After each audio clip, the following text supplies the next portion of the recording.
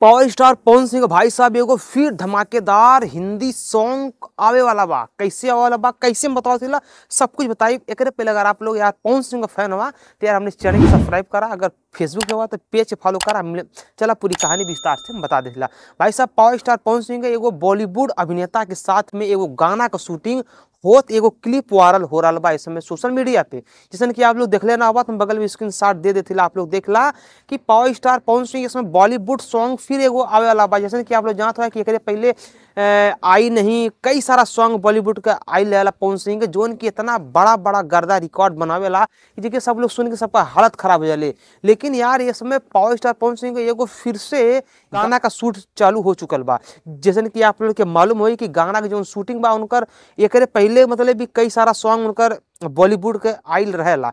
लेकिन ये समय जोन बा उनकर सॉन्ग ये जो बर्थडे उनकर बीतल है ओकरे बाद एक शूटिंग स्टार्ट भइल है।